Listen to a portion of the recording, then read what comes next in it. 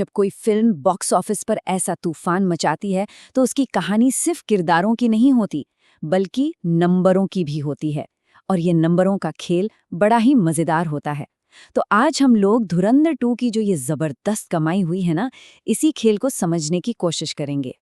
तो चलिए बिना कोई टाइम लगाए सीधे उस नंबर की बात करते हैं जिसने सबको चौंका कर रख दिया है।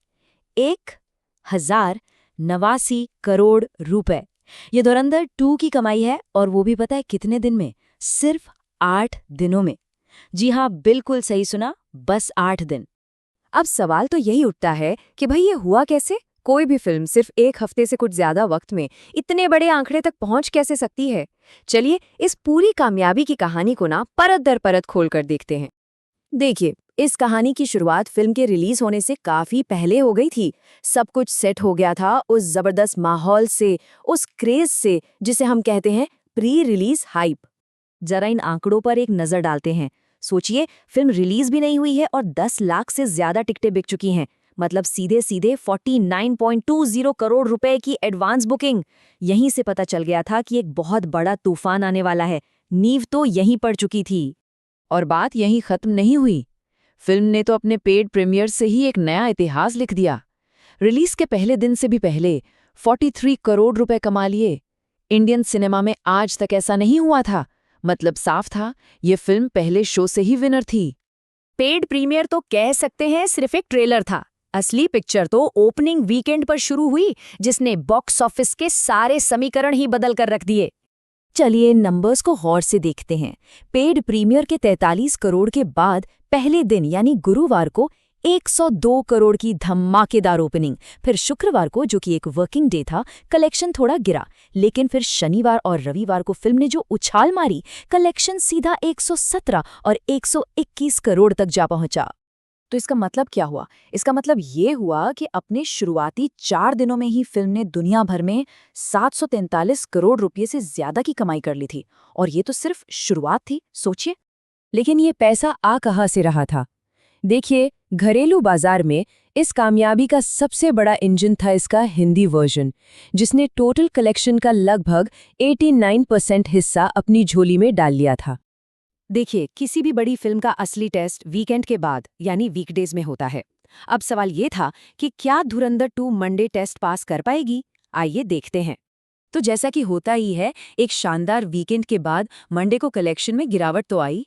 ये एक नॉर्मल ट्रेंड है। लेकिन कहानी में असली मजा यहीं से शुरू हुआ।